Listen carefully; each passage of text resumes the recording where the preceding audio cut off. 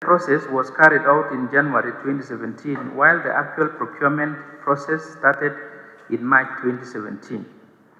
The CHEPKWONY Coffee Mill, which is a cooperative union, carried out market survey to estimate the cost and specifications of the machine in January 2017. On January 12, 2017, CHEPKWONY Coffee Mill sent their requisition accompanied with the market survey quotations for support by the county government. The Department of Agriculture initiated the procurement process on 22nd February 2017. The method used was open tender process. The tender for the supply, delivery, installation, testing, and commissioning of the machine was advertised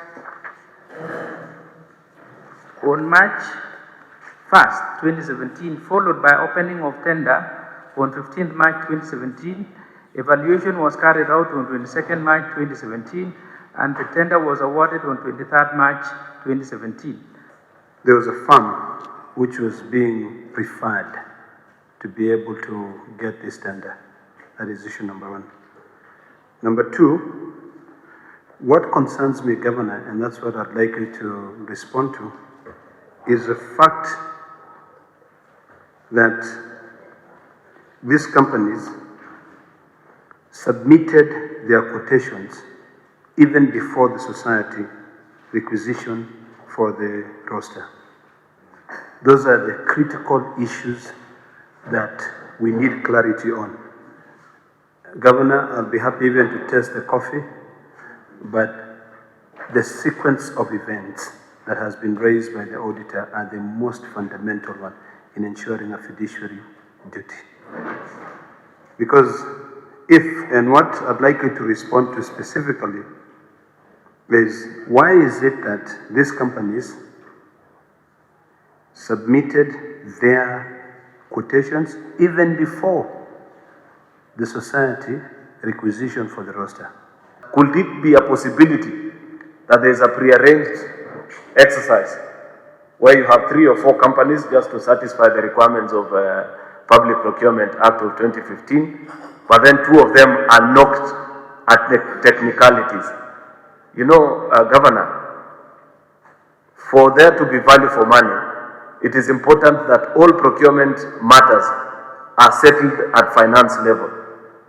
If you realize that procurement matters are being settled at preliminary stage, it tells you there is a problem with the procurement department, because you find a situation where only one firm always ends up at the tail end of most of these questionable procurement. So can you assure this committee that 1, this is not by design, that 2, your procurement department maintains an updated list of pre-qualified suppliers who meet all the minimum requirements? Because, and you know why this is important, Chair, is because if you have pre-qualified suppliers who don't meet minimum requirements, then you end up with this situation where for everything that you procure, only one bidder is selected.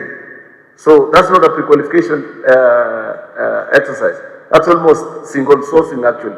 This coffee roaster, or you have a list of pre-qualified suppliers, because this looks like a unique way of doing pre-qualification of supply, where you tell people bring your prices, and then you say, okay, blah blah blah, these 3 companies or 4 companies are able to supply, then now you give the tender adverts. Do you have a list of pre-qualified companies in your procurement department? Of pre-tendering process that happened. Indeed, a market survey was done by the coffee mill.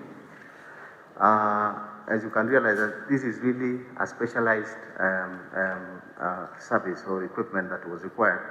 And before the coffee mill put the request, they had to conduct the market survey. And again, of importance to note that this was also an open tender. After the market survey was done, that is the time the coffee mill presented a request to the department, that is to the Department of Agriculture. And then now the procurement process started or commenced. and it was open tender as we have indicated there. The issues of pre-qualification has been ably answered by the governor, and it is true that we maintain an updated list of suppliers. And there are two issues here to clarify. There is the issue of the pre-qualification, which is a continuous process as per the law. And during the time of bidding,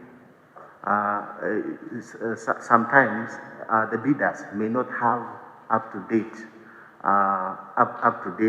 the minimum requirements required, like the tax compliance, the NCAs. The date that it was signed, which is very interesting, it is just April 2017. And when you look at the designation, the county government of Kericho has of course signed through somebody by the name Koech, and they have put a very legible stamp. But on the part of Linkage Africa Limited, they have ensured that the stamp is not visible and there is no designation officer. There are two signatures which don't look identical.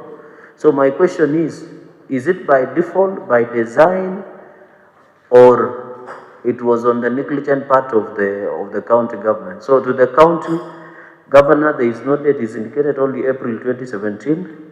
On your part, it is the stamp is there, but on the part of the person who had the contract, there is no designation. The stamp is not legible. You know, and you know this is a contract that was provided later outside the audit period that has been provided for under Public Audit Act Section 62. And you know, when documents such as these are delayed, then some of us, in my own opinion, could lead to mischief.